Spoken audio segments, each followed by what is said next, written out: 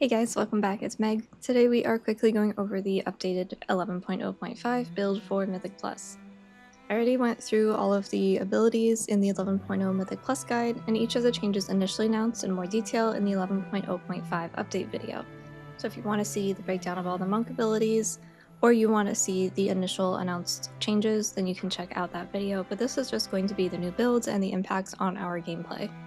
When it comes to Master of Harmony versus Conduit of the Celestials, I tend to recommend Conduit for most players since it gives more throughput through the cast itself, in addition to the shields from the Black Ox procs, as well as the cooldown reduction on Life Cocoon. If you're comfortable giving up the additional cooldown and throughput, then Master of Harmony will do much more damage.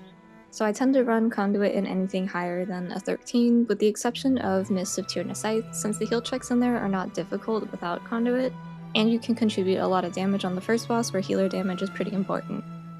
Starting out with talents, this is what I will be running most of the time, and this is with Conduit of the Celestials hero talents. The first change was Calm and Coalescence. This is now just an 80% buff to Life Cocoon, which makes it usable on tanks and even stronger against things like hard-hitting dots on your DPS or yourself.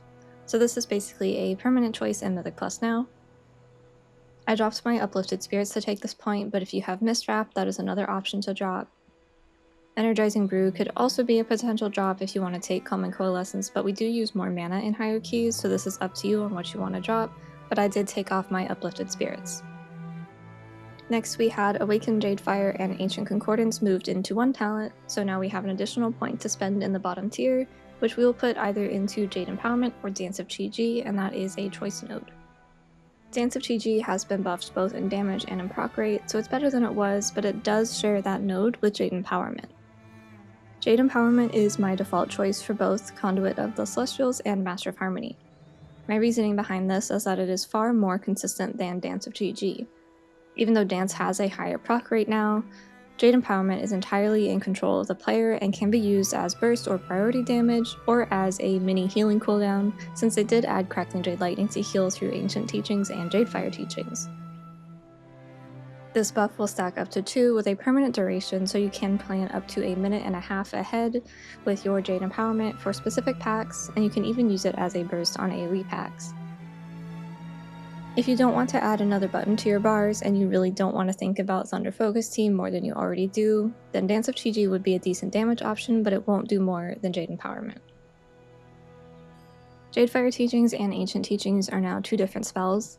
Ancient Teachings has been moved to a passive ability, but it's only a small amount of the damage to healing transfer, and Jadefire Teachings is the talent that took the place of Ancient Teachings, so talenting into Jadefire basically just brings back the old value of what used to be Ancient Teachings.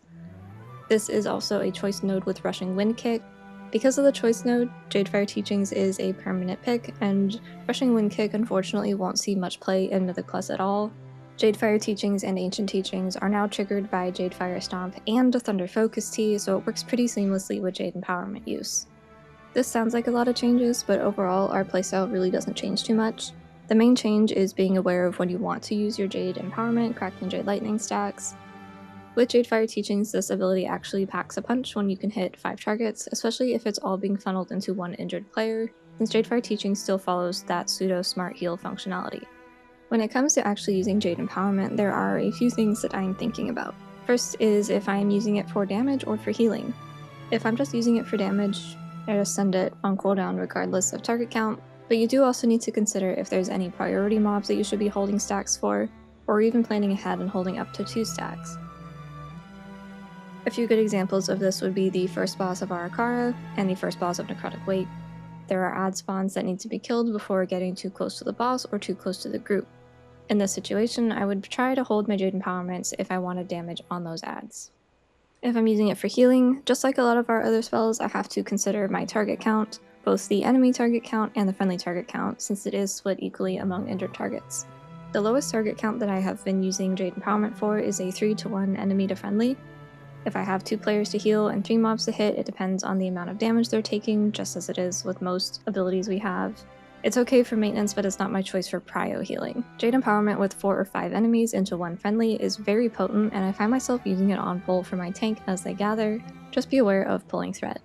When there's 3 allies that need healing, I'll likely only use Jade Empowerment with 5 enemy targets, but it does also depend on the type of damage they're taking, so they'll mostly need additional healing after the lightning anyway. It does end up being situational, as most things are, but it can be a very good tool once you're comfortable with it. If I have 1 or 2 stacks of Jade Empowerment, this doesn't really impact my decision making for using it for healing or not, unless I'm actively looking to save a different cooldown like Life Cocoon. The next thing to note is the mob health. There's currently an interaction, and we assume it's a bug, but we haven't heard anything back yet, that if a mob dies during your empowered channel, you will lose the buff damage even though your channel continues. So if your primary target dies, then your cast will cancel, but any chain mobs dying will cause this interaction of the damage loss. If you have 2 stacks and a mob dies, it will also consume your second stack even though it has only been 1 cast. So there's some weird interactions with mob death and this ability, so if mobs are about to die, I tend to just hold my lightning until the next pack, or if I was using it for healing, I will opt for something like Shaylin's Gift or just use my Vivifies. And then you need to be aware of your downtime. If you are traveling or waiting for a tank to gather, or boss roleplay, or anything where you're not actively fighting mobs, make sure to drink your Thunder Focus Tea if it's up.